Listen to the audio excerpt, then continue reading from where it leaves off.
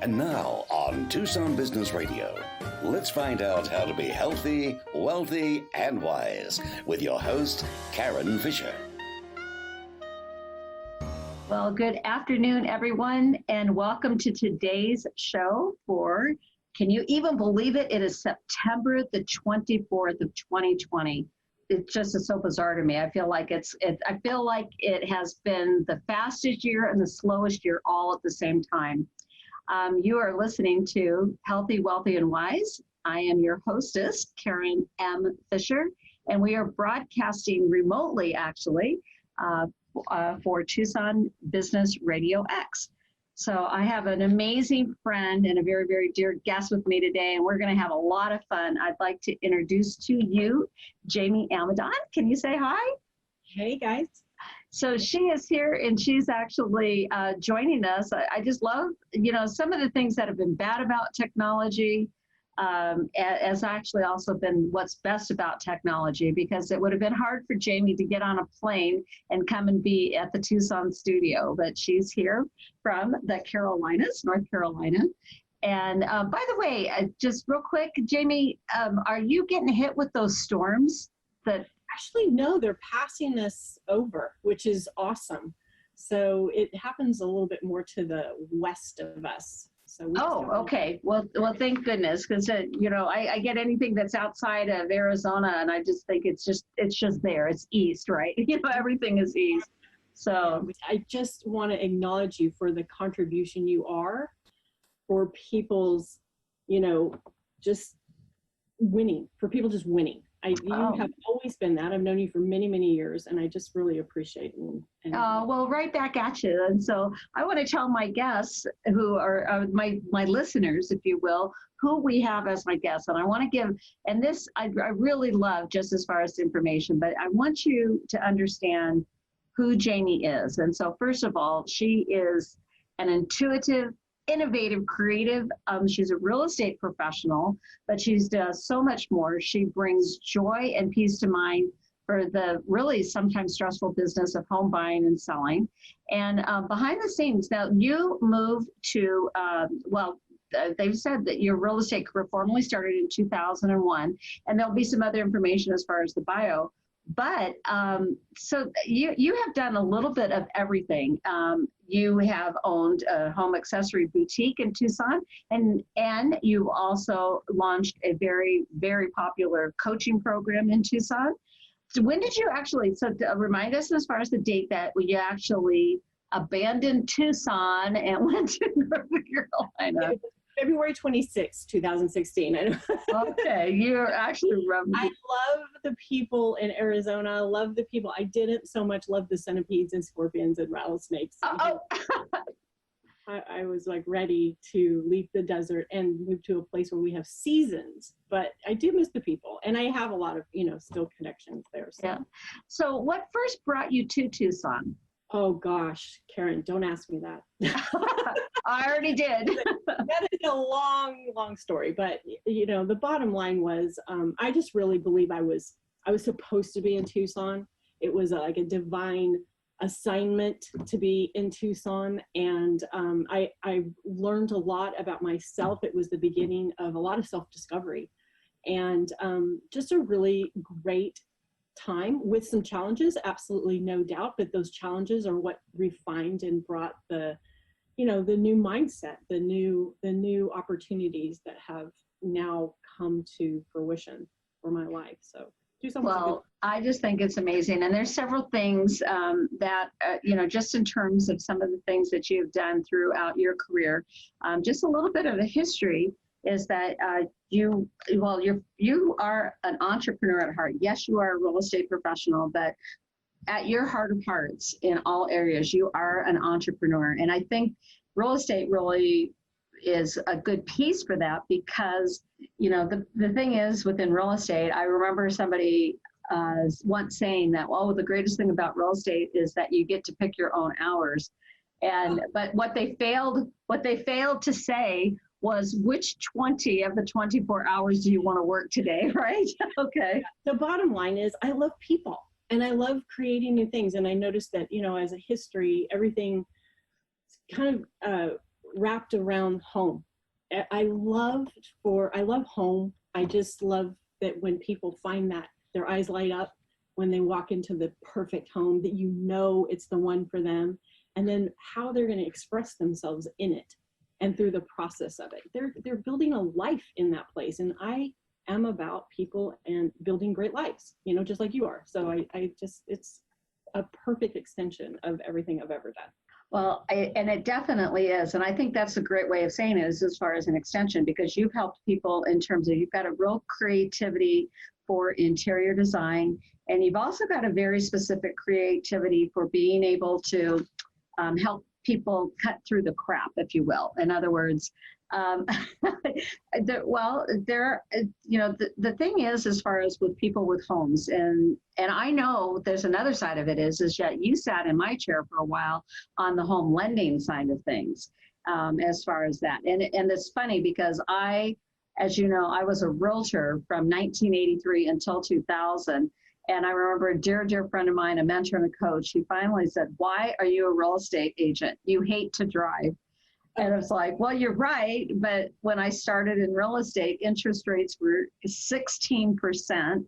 They dropped to 14.5%, 30-year fix. And they said, all the newspapers said that was the lowest that interest rates were ever going to be. So obviously, if it's in the newspaper, it must be right. Yeah, like the same guy that said, everything that's ever been invented has already been invented. So yes, exactly. So yeah, as far as that.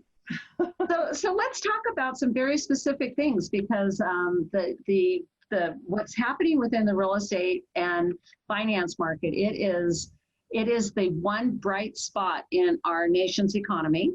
The housing market is on fire, not just in Tucson, but across the nation. The math for this, I mean, if people think about it, the ability to purchase, if you've got that ability to purchase, if you've got a stable job right now, you are paying absolutely less than rent in all given markets, it seems. So tell me a little bit about what you're seeing, and yet there's a fear that people have for perhaps of putting their homes on the market. Like right now, it's an ideal time for people to put their homes on the market, right? But they're fearful. So tell me a little bit about what the industry is doing to help prevent the transmission of COVID. That's the piece that's there, and how somebody can still go about their lives but be safe. Sure. Well, still go about their lives but be safe inside of real estate? I would think so, because I think what people aren't realizing is technology, like there's virtual tours, there's other things that you can do.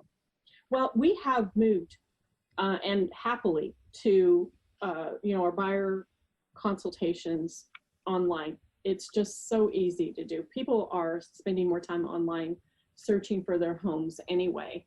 So, that's been a huge asset. Now people are even more comfortable. When we do, I haven't done open houses that much. I don't even find them that necessary, quite frankly. It's, we're in such a seller's market that, a home goes on and it's off in hours out here. It's just crazy. And I think you're experiencing the same thing in Tucson from what I heard from my realtor friends. Yeah, definitely the case. Yeah. Well, and the deal is the market conditions that led to the housing collapse, overbuilt stock and risky mortgages are the exact opposite of what we're seeing today. And, low inventory, we're at all-time low inventory. It's insane. And that happened because of 2008, 9, and 10, when, new builds stopped. We consume about 1 million homes a year as a nation, new homes a year. So when that, sort of stopped in 2008, 9, 10, it left a deficit, and we've never really been able to get caught up with that. So, we have a low inventory situation. We have stricter lending practices, as you know, and, it has set real estate up to remain strong, despite the country's economic fragility. So, I just think that we're in a really good spot. Sellers are in an excellent spot right now, but like you said, they are afraid. And I don't think I'm not hearing and seeing as much fear over COVID as I am fear over thinking that the market could collapse later, because that's what happened before. And Yeah. what happened before, I don't believe is going to happen again. Economists are not predicting that. They're predicting a V-shaped economy, and it's rebounding faster than it did prior, or prior than, faster than they expected it to. And it's just a sweet time to sell a house right now. It's just amazing. The equity is just continuing to rise. And that's across the board. I mean, I'm in several top producing groups around the country, and I'm telling you, everyone's saying the same thing. It's like, if we just had more sellers right now, Yeah, and I'm hearing that from, because I'm connected with people like you across the nation, actually internationally. Yep. And that is definitely, as far as what's happening, as far as within the, just as far as within the market and things like that. So going on as far as a little bit of a deeper dive as far as some of the things, what have you noticed, and this is something that this is just kind of my observation, what have you noticed for some of the trends within housing since, well, particularly since COVID, but what I'm seeing is altogether is this move from being able to work from home, higher level as far as with technology. What are some of the trends that you're seeing nationwide? Nationwide, people are moving out of the city. Like, we are having, at least in the Raleigh area for sure, I know we are having people move in from the north, New Jersey, New York. They're moving out of those areas. And I think I'm seeing the same thing for you guys, from California into Arizona, out of California. They're just getting out of the noise. They're getting out of the, the feeling of too closed in, and they're going out farther. And it's coming in droves. I mean, it's crazy. It's amazing. Yeah, we definitely are seeing this as far as with the people coming out of California and some of the things that are happening like that. It is definitely, it's definitely been interesting, because people, I think the fact that they can, and oftentimes they have the ability to work anywhere now, Yes. that then they're choosing as far as with the lifestyle. And I think that another thing that has happened definitely since the lockdown, that I think even prior to that, we were experiencing people really questioning as far as the quality of life. Yes. Like, what's important. So I just read this the other day. They are saying that companies are saving $11,000 an employee per year by allowing them to stay home. That's huge. Well, that is a huge statistic. So yeah, because of commercial space. Now, I don't know how this is going to look for the commercial, but people are being innovative. People are going to have to be innovative. Businesses are going to have to be innovative and reinvent themselves and how they do business. And I think that there's going to be a demand for it, because people, are recognizing that there is a little bit of quality of life that happens when you're working from home. Now, homeschooling from home and working from home, that might be another story. I am so glad that our daughter is raised. I mean, there's a lot of things that I do very well, but me being a teacher would not have been one of them in terms of, well, I'll qualify that statement. I like to teach if it's like as far as the thing, but trying to be the teacher to your own child. I think that my hat's off to all the parents that are homeschooling. I can't imagine. Feel for them. Yes. And I hear that a lot with my clients. I've got a client right now, and they're looking to move up because of that. They're both working parents, and they have 4 kids, and they need place for the kids, to run and be free, and they need separate office space and nanny space. So, and yeah, I'm hearing that too, that people have all of a sudden during the lockdown, they're looking around their home digs and they're like, we need additional space. So, and probably that's why the housing boom is happening right now, because we truly are in a boom with buyers, more buyers than sellers. I mean, like, inventory is like at an all-time low. And then just real quick, just to dovetail on that moving up piece, the other part of it is is that I'm just thinking about 3 recent clients that I've had as far as getting loans. They moved up and got more space for their homes and everything. And oh, by the way, their payment dropped. Yes. Yes. You know, and so that you were talking about this earlier, and I wanted to mention this because I think this is a really key, important thing. There is a mindset out there, and you know, we were talking about how the surgeon should stay the surgeon, the mortgage broker needs to be the mortgage broker, the real estate agent needs to be the real estate agent. I mean, we stay in these conversations and practices 10 to 12 hours a day, right, or more, and you know, that's what we do. And you know, your neighbor is not going to be your best source of information or advice. So go to your professional. And, you know, that people have this, I'm shocked, at least 5 people a week, okay? At least 5 people a week that I talk to think that they need to have 20% down to buy a house. And with mortgage rates so low, it doesn't matter if you're making that mortgage insurance payment because the factor is so much less than it would have been, you know, by adding it, and it'll come off someday. So I think you should speak to that. Well, you know, well, we will speak to that a little bit because first and foremost, what a lot of people don't realize is that if it's a conventional loan, and the definition of a conventional loan is that it's backed by Fannie Mae or Freddie Mac, okay?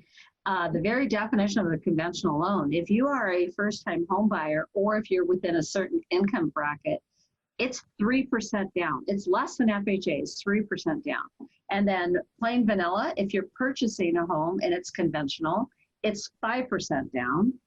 And yes, and there's things that you can do with mortgage insurance there's so many things that you can do with mortgage insurance. And this is one of the things that I like when I do a consultation. I want to have a conversation with our borrowers and really look at and find out what is it that they're going to be doing with their money and with that house. Because if they think they have to put 20% down, and they even, let's say they have the 20% down, if they talk to most, and I think it's important to have a team with you, talk to your financial advisor and find out, gee, should I really liquidate all of my cash reserves to be able to, because, and there's been this fear as far as with mortgage insurance. And then on the FHA loans, you know, it's 3.5% down. And if you're a veteran or active duty service person, it's 0 down. And and they've also got USDA loans, which people think it's a farmer loan. It's not a farmer loan. You just don't know where it's going to be. That can also be 0 money down. So right. We do, and you guys have areas where it's USDA as well. That's 100% loan. And I think the mortgage insurance factor, I think, is 0.35%. It is nothing. So you add that as long as you have the income limits, and, you know, the income limits can be quite high. I mean, somebody making almost $100,000 a year can get a USDA loan, right? Yeah, it depends on where you are within the country, because there's limits, and it's even with where you are within the state. But the biggest thing, I want to underline there, is don't assume. Don't assume that you know, because unless you are an expert in the industry, unless that's what you do, and I share with my clients, I said the reality is with my borrowers, I close more loans in 1 week than the average American will do in their entire lifetime. Absolutely. So and at the same time, while I am experienced and things like that on a personal basis, I think it's really important that clients are given the opportunity to ask as many questions as they want. And that even if they've asked that same question over and over and over again, it doesn't matter. I mean, there is a passion that drives me for my clients to be super educated. And I know that that's true with you. But let's talk about some of the other things, because you've done a lot of different things in your life. One of the things that you've done in terms of public speaking, let's talk a little bit about what, and I know that there was a very important part of your life where you were doing the Decide to Fly and helping people to make some different decisions. So what have you done on a personal basis, as far as, I know you are very much, what would I want to say, in tune with personal development. So there's some tools that you have that have, yes, they've helped you in business, but they've helped you in your personal life too. Let's talk to the listeners about some of the things, like what are you reading? What are the decisions that you're making? Some of those areas. Gosh, this was a journey, and that Tucson was the beginning of that self-discovery journey.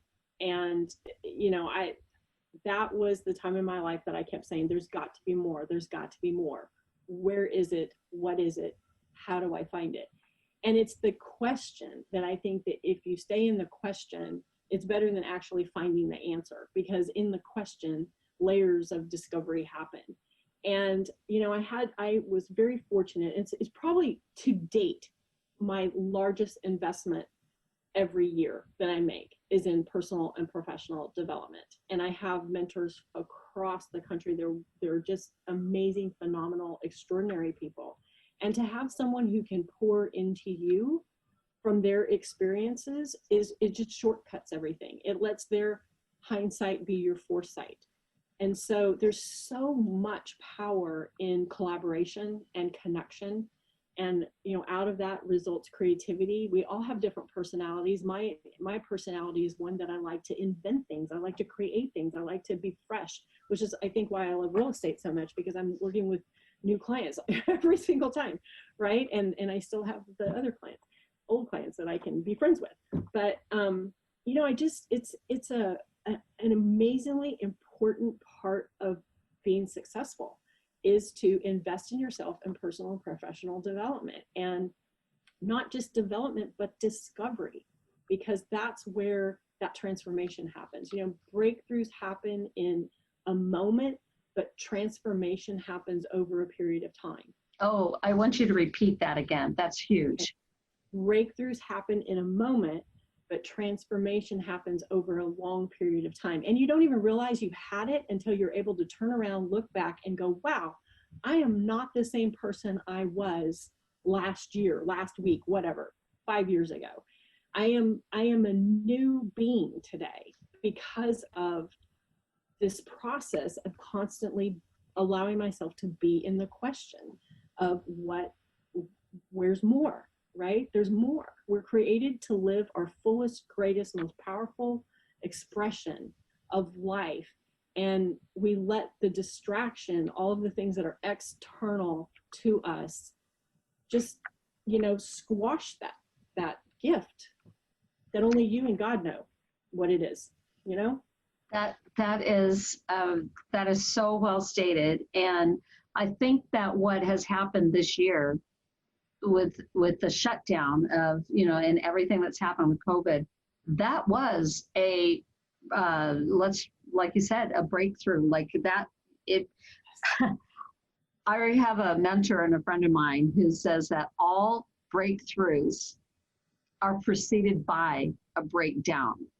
And I think to myself, wow, is that really true? But you know what? If you look back over time, often that is the case. It's like, what was it that shining moment that somebody said, that's it. I said, you've drawn a line in the sand, not going to take it anymore. You're not going to accept mediocrity anymore. You're not going to let other people's opinions of you define you anymore. My friend Terry Cargela calls it head trash. What is that that's talking right behind you? And is that serving you? And it's not to say that you just gloss over the past. You can think to yourself, well, that was an interesting lesson, but you can't let the past define you, because you can't do anything about it. It's the process of completing the past. It's not reconciling it. It's not recreating it. It's not it's completing it. It's saying, this is done. And, I'm constantly in that, as a human being, you can't not be in the, that's a double negative, but you know what I'm saying? It's like, yes. in the conversation of what do I still need to complete? Because who I am today is the expression of who I was before. So if I am going to be truly in present moment, that's a new creation for tomorrow. Does that make sense? It absolutely is. Yeah. And so let's talk about that. What are some of the tools? Because I've got some, and I know you have some. What are some of the tools that you've used? You've spoken about mentors. I think it's super important to have mentors. You hear a lot of people talking about selecting your tribe. Carrie Conley, a friend and who's been a guest on the show, talks about who's in your front row. Who do you have in your front row? And are they cheering you on or are they tearing you down? Because if they're tearing you down, maybe you need to move them to the back row. Just saying. Yeah. Well, currently I'm in a group of women, and they are phenomenal women across the country. And it's like a real casual weekly group. You would love this group, Karen. It's Moxie Soul Sisters. And my friend, Deb Barosset from Chicago, started this. She used to work, she was an executive at Hallmark and has gone off on her own, and she does branding for people and is just amazing at getting people's essence and actually delivering it, to the world.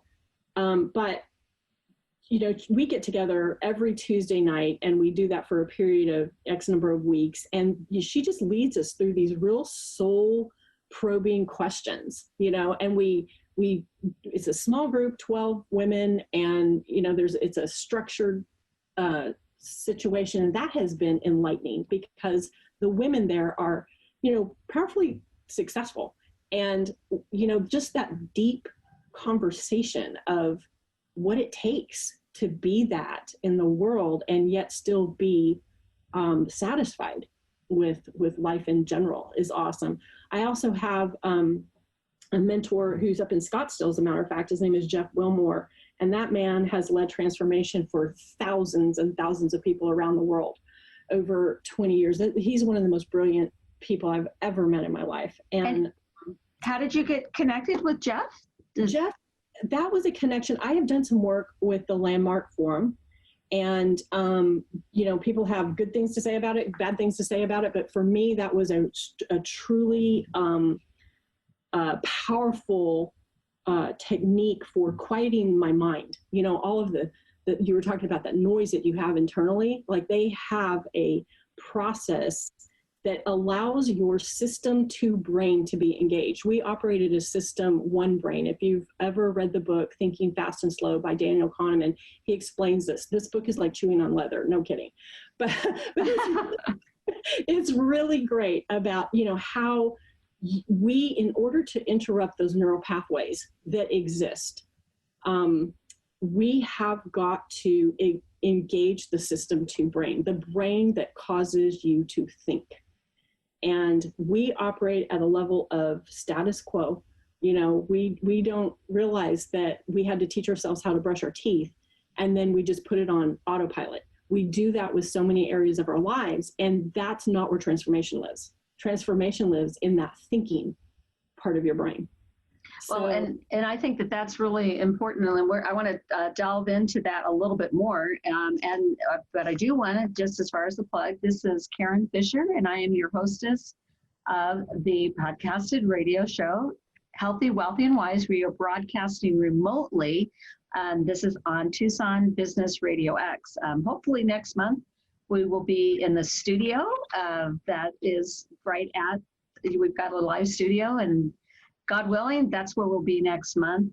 And again, I am your hostess. I'm Karen Fisher, and I have my very special guest, Jami Amidon, here. So let's talk a little bit more about, as far as that transformation, some of the things that you've seen people do, because the autopilot piece of, yes, you now are brushing your teeth, and also the way that perhaps somebody gets dressed or their morning routines and things like that. And I have had a couple of friends and also family members who were in some pretty horrific accidents and physical accidents. And then all of a sudden they're having to relearn literally everything that we take for granted every day. So what are some of the things that you have learned about, like, how do you pull yourself into, let's being really conscious of what we're doing as far as our decisions? That might not be as, maybe it's fine to have your brushing of your teeth on autopilot, but not necessarily the way that you choose to maybe handle your money or relationships that you're having with significant others. So tell me a little bit more about that as far as that dive.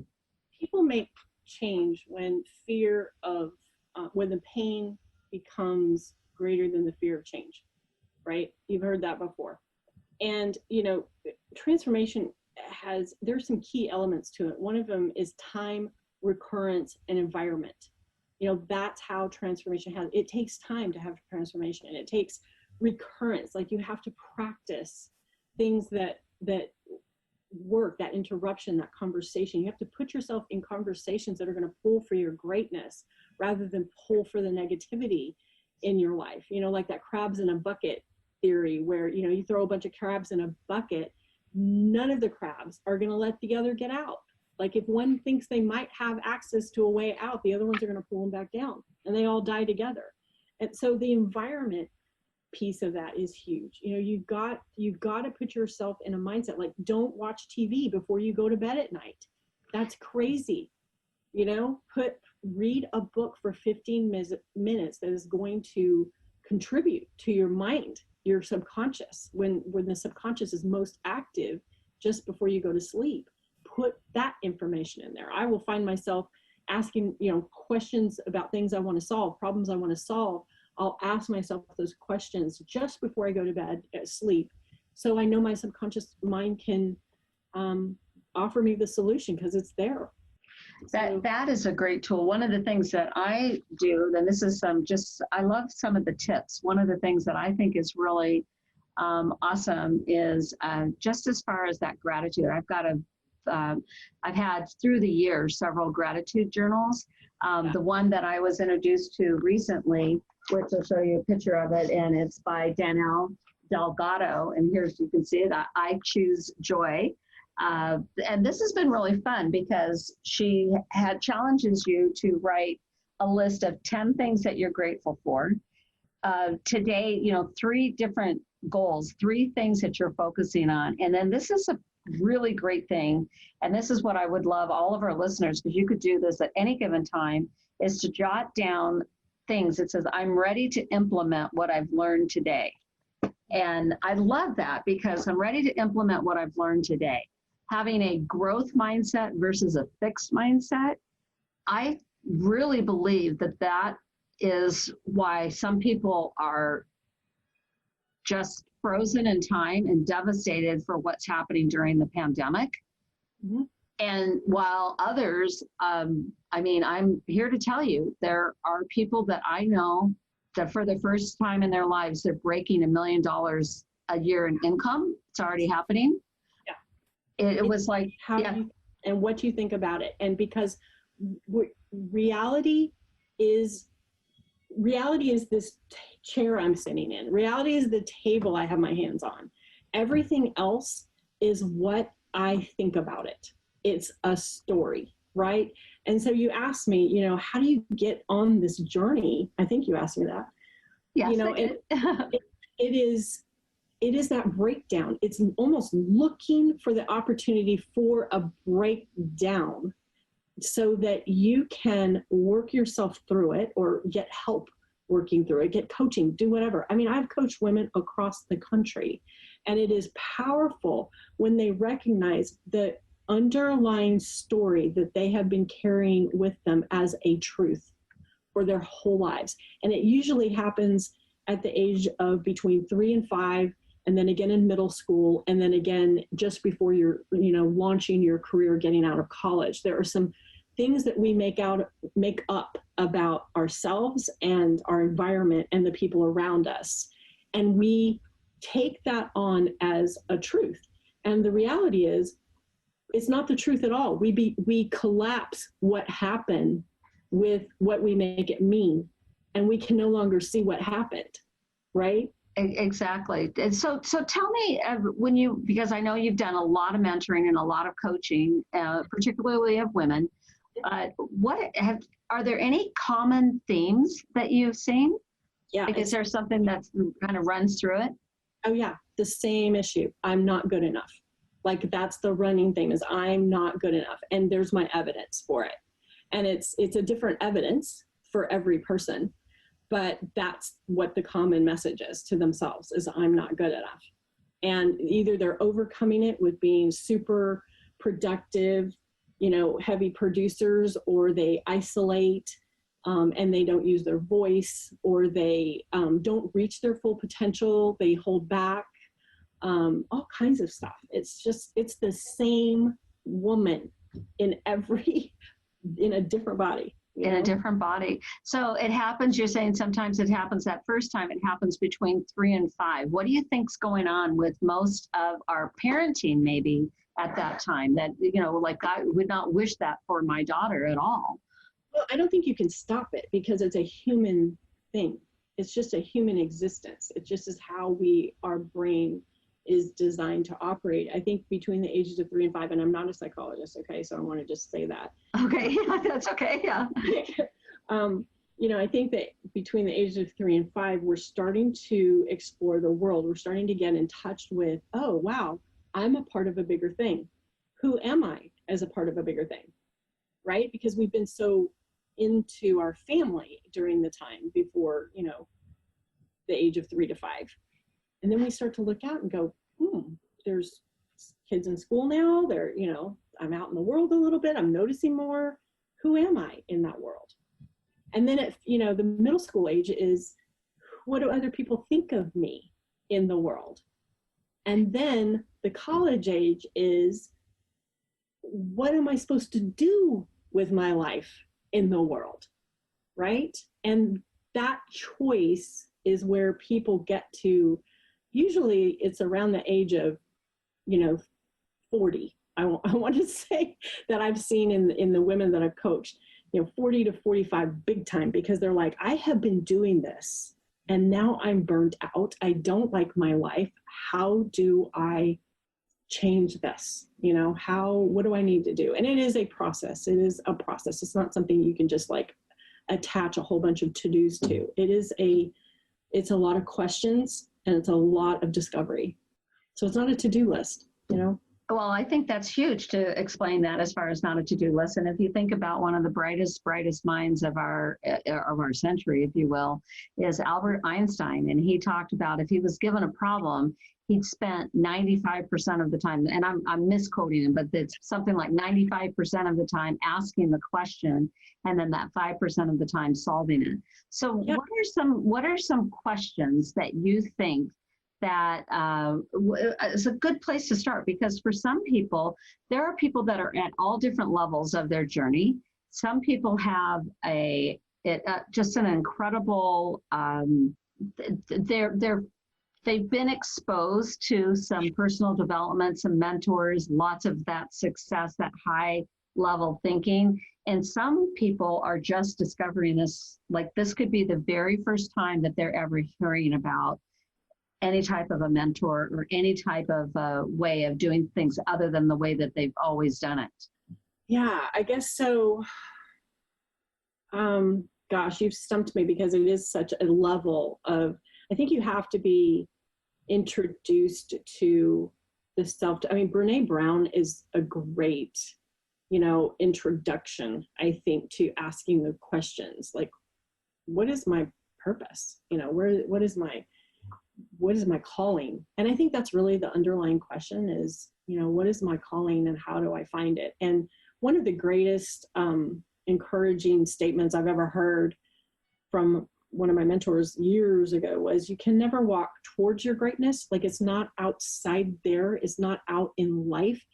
You can only walk away from it. It's internal. So it's like, what layers of things do you need to uncover and release and complete to be able to see what's inside that package that God gifted you with, right? And then really get like where your strengths are, there is a shadow over it. For me, I'm an innovator, I'm a creative. So, and my shadow is chaos, right? Like I will, perfect real estate agent, right? Yes. It's like there's always something somewhere on my desk. I'm not a list person. I'm not a tasky kind of person. And but I recognize that it's like, wow, if I want to have really the highest level of contribution inside the innovation, then I'm really going to have to pay attention to managing chaos and maybe not say yes to so many things, right? Yeah. Maybe keep things on a Trello board. I don't know. I discovered Trello this year as like the greatest thing on. Okay. Yeah.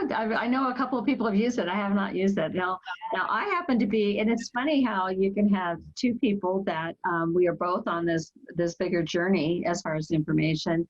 And the piece for me is I am a list person, like list.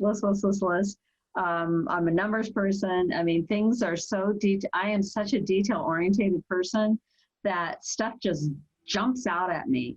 And it's interesting because I can't be all things to all people.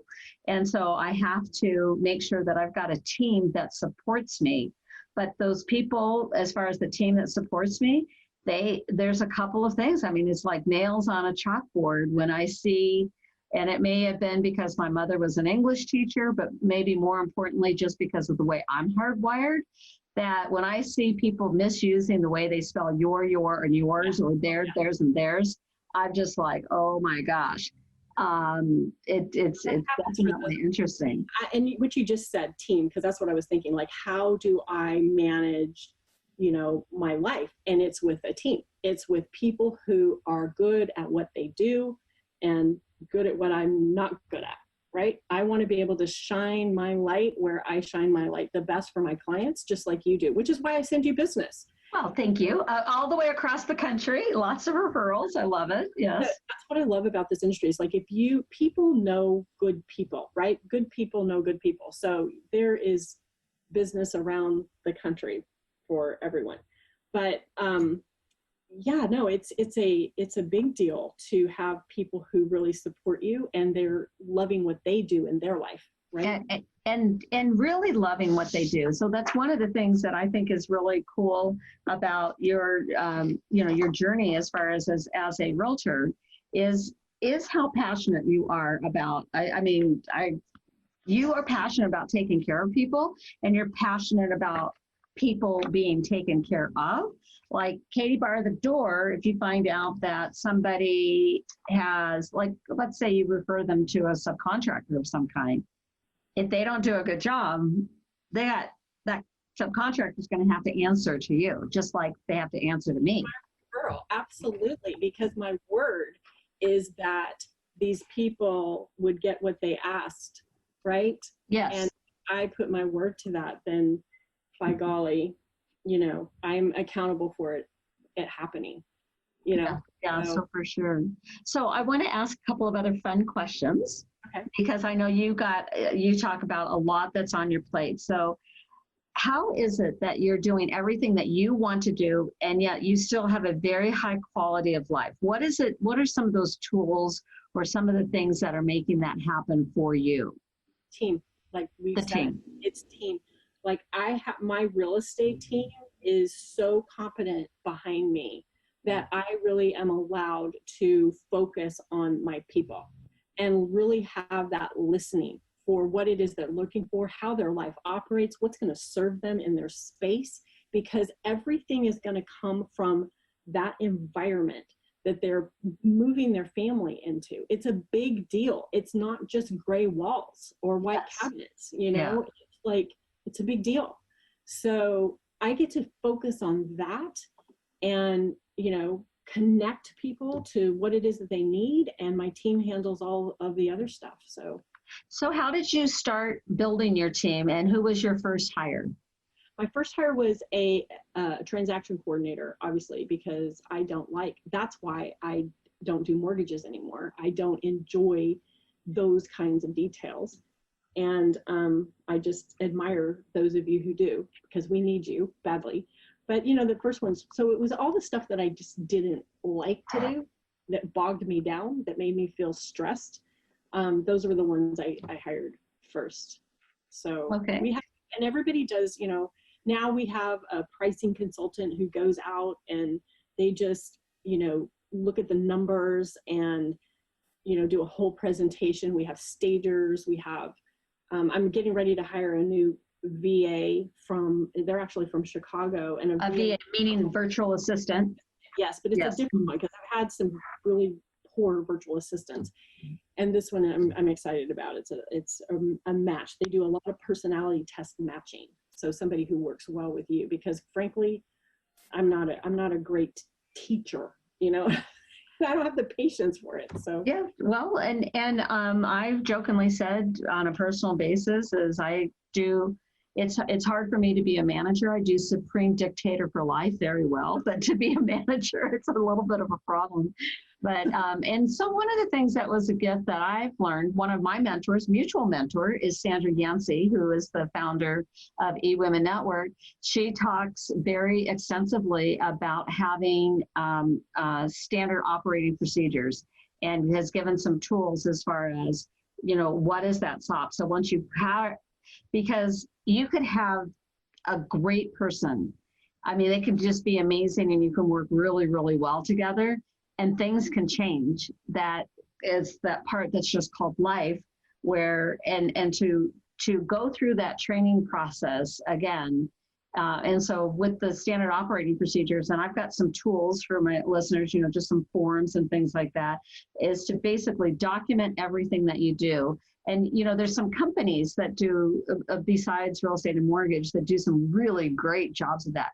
A case in point is Southwest Airlines. Yes. Southwest Airlines has standard operating procedures, and they have cross-trained their people so that if, God forbid, somebody is, something happened, that the person that's on the front line could step into maybe helping with the luggage or whatever the case may be. Now, obviously, there's certain things that you have to have a designation, like you can't just interchange pilots, right? But at the same time, it's interesting that they've done that cross-training and a checklist.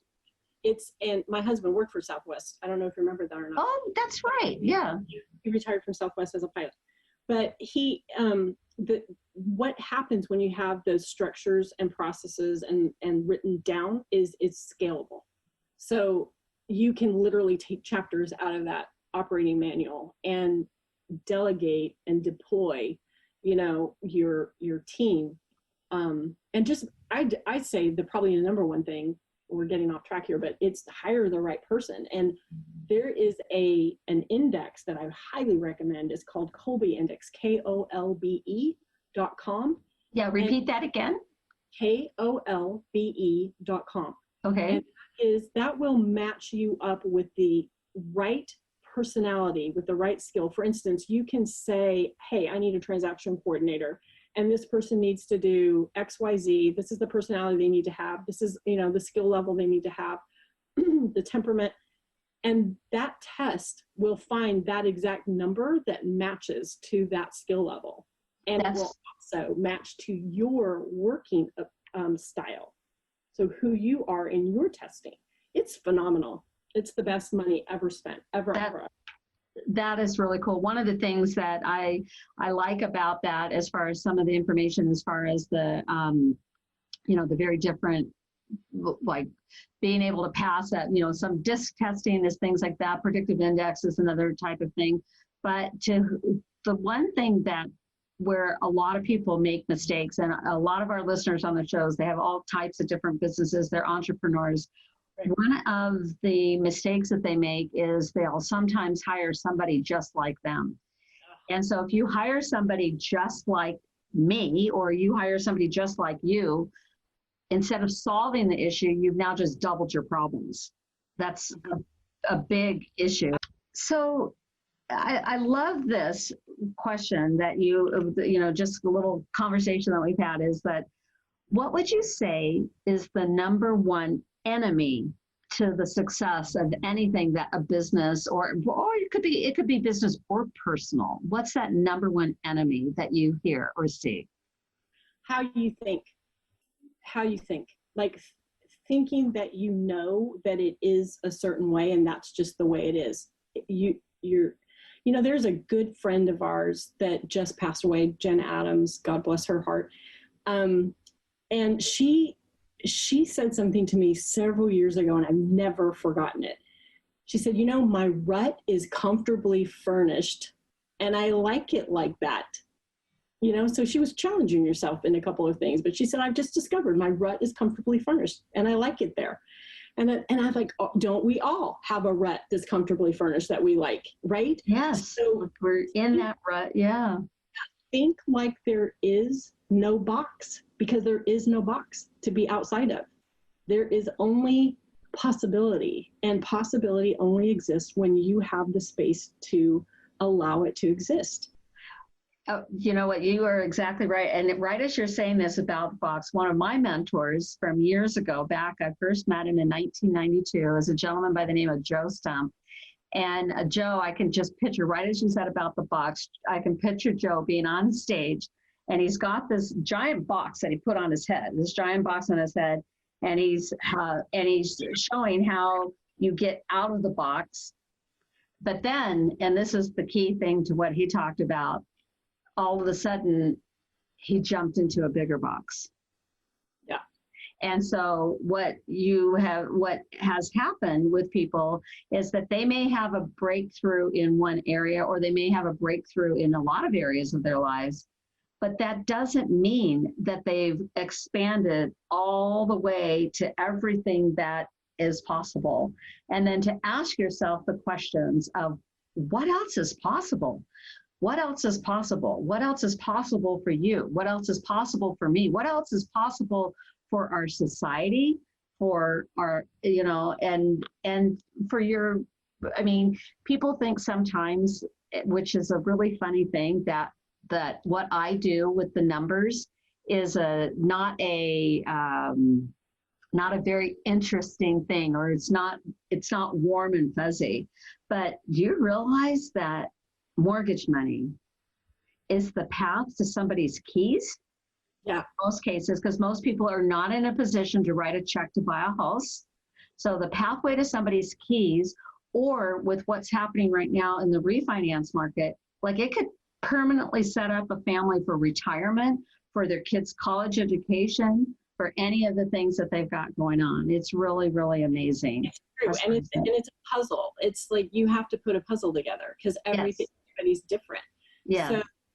So one thing that I recognize is, when you're doing your mortgages, you're providing an opportunity, just like you said, for investment. I mean, with mortgages right now under 3% or hovering around there, you could buy a primary residence, keep that mortgage, move out and rent that property out after a year, and then you're starting a path to wealth. Yes, absolutely. And I'm seeing some people that are just doing this. So I do want to let you know, because everybody always does this to me. We are at the top of the hour. We are bottom of the hour, or whatever.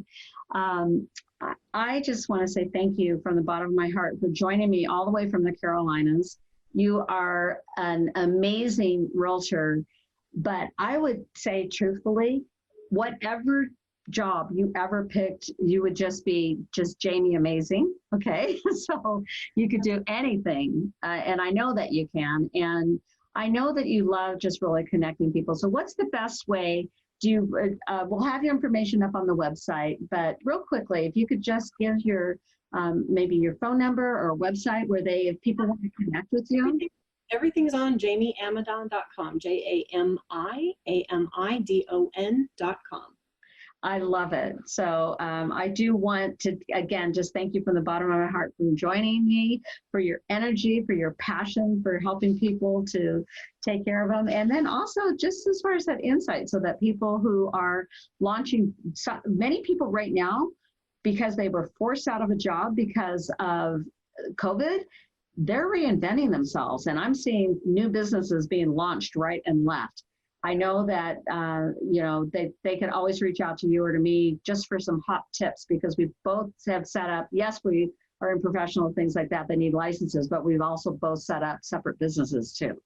Oh my God. Yes. Yeah. Thank you, Karen, so much. I really enjoy you every single time we visit. I just learn so much. You're just amazing. It is just so much fun. So again, thank you for joining us. This is the end of our broadcast. I am Karen M. Fisher, broadcasting remotely, and you've been listening to Healthy, Wealthy, and Wise.